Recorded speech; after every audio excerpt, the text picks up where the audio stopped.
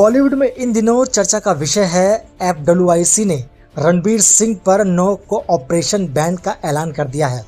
और western India cinema employ की ये कार्रवाई डॉन 3 फिल्म से रणवीर सिंह के अचानक बाहर निकलने के बाद विवादों को लेकर हुई। फरहान अख्तर की शिकायत के बाद FWIC ने इस मामले में मध्यस्थता की ओर तकनीशियनों और क्रू मेंबर्स को रणवीर सिंह के साथ काम न करने के निर्देश जारी किए हैं। FWIC क्या है, पूरा नाम और इतिहास इसका क्या है? FWIC का पूरा नाम federation of western India cine employees है। ये मुंबई बेस्ड बॉलीवुड इंडस्ट्री की सबसे बड़ी और सबसे प्रभावशाली ट्रेड यूनियन है। 1950 के दशक में स्थापित यह संस्था फिल्म और टीवी इंडस्ट्री के टेक्नीशियनों, कामगारों और फिल्मी विभिन्न क्राफ्टों की यूनियन का मात्र संगठन यानी मदर बॉडी है। वर्तमान में FWIC के अंतर्गत 32 से 34 अलग अलग यूनियन शामिल हैं, जिनमें lightman, spot boy, makeup artist, art director, cameraman, editor, stuntman आदि जैसे हर स्तर के वर्कर शामिल हैं। यह संगठन 1956 से 58 के आसपास औपचारिक रूप से बना और ट्रेड यूनियन एक्ट 1926 के तहत रजिस्टर्ड है। FWIC के मुख्य कार्य और शक्तियाँ क्या हैं?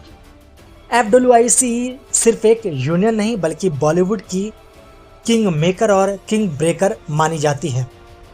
इसके प्रमुख कार्य निम्नलिखित हैं, जैसे कामगारों के अधिकारों की रक्षा, फिल्म सेट पर काम करने वाले मजदूरों और टेक्नीशियनों के वेतन, काम के घंटे, सुरक्षा और अन्य अधिकारों की लड़ाई लड़ना, विवादों का समाधान, कलाकारों, निर्देशकों और निर्माताओं के बीच अनुबंधन संबंधी विवादों में मध्यस्थता करना, नियम कानून तय करना, मतलब कि इंडस्ट्री में सभी सदस्यों के लिए एक गाइडलाइन जारी करना, नॉन कॉर्पोरेशन बैन, मतलब कि अगर कोई कलाकार या निर्माता नियम तोड़ता है तो FWIC पूरे संगठन को उसके खिलाफ असहयोग का निर्देश जारी कर सकती है।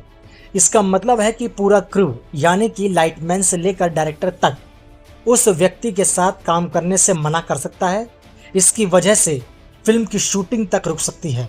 FWIC को इसलिए मदर बॉडी कहा जाता है क्योंकि इसके पास फिल्म निर्माण को रोकने या किसी पेशेवर के खिलाफ बड़े पैमाने पर कार्रवाई करने की वास्तविक शक्ति होती है। बात करते हैं मूल मुद्दे की, यानी कि रणवीर सिंह का विवाद क्या है। भाई, हाल ही में डॉन 3 प्रोजेक्ट से रणवीर सिंह के बाहर निकलने की खबरें आईं। रिपोर्ट्स के मुताबिक शूटिंग शुरू होने से महज 3 हफ्ते पहले रणवीर ने प्रोजेक्ट छोड़ दिया। फरहान अख्तर और उनके पार्टनर रितेश सिद्धवानी ने FWIC में शिकायत दर्ज कराई। मेकर्स ने मुआवजे मतलब कि करीब 40 करोड़ तक की भी बात कही। FWIC ने दोनों पक्षों को सुनने के बाद रणवीर सिंह से संपर्क करने की कोशिश की, लेकिन जवाब न मिलने पर उन्होंने नॉन कोऑपरेशन का फैसला लिया। इससे रणवीर सिंह की आने वाली फिल्मों, विज्ञापनों और अन्य प्रोजेक्ट्स पर असर पड़ सकता है। FWIC की ऐसी कार्रवाई पहले हुई है। दिलजीत दोसांझ पर पाकिस्तानी एक्टर्स के साथ काम करने को लेकर बैन लगा। मिका सिंह पर पाकिस्तान परफॉर्म करने के बाद बैन लगा। कई अन्य कलाकारों और निर्माताओं पर अनुशासनहीनता के खिलाफ कार्रवाई लगी। ये उदाहरण बताते हैं कि FWIC सुपरस्टार्स को भी नियमों के दायरे में रखने में सक्षम है। FWIC का महत्व क्यों? बॉलीवुड ग्लैमर की दुनिया है, लेकिन असल में ये हजारों अनाम कामगारों पर टिकी है। WFIC इस बीच वाले वर्कर्स की आवाज़ है। जब कोई बड़ा स्टार अनुबंधन तोड़ता है या प्रोडक्शन को नुकसान पहुंचाता है तो सैकड़ों हजारों परिवारों की रोजी रोटी प्रभावित होती है। FWIC इन्हीं हितों की रक्षा करती है। हालांकि कुछ लोग इसे अति मानते हैं, लेकिन इंडस्ट्री के अंदरूनी लोग FWIC को ज़रूरी चेक एंड बैलेंस मानते हैं। रणवीर सिंह जैसे स्टार पर FWIC का बैन बॉलीवुड के लिए एक बड़ा संदेश है। कोई भी सुपरस्टार नियमों से ऊपर नहीं है। इस मामले का अंतिम फैसला और इसका असर आने वाले दिनों में साफ दिखेगा।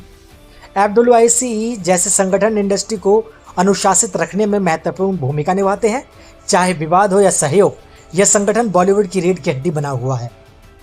अगर वीडियो आपको पसंद आए तो प्लीज़ चैनल को लाइक, शेयर, सब्सक्राइब करें। बेल आइकन का बटन से क्लिक करेंगे तो लेटेस्ट अपडेट वीडियोस आपको हमारे इस चैनल पर मिलते रहेंगे।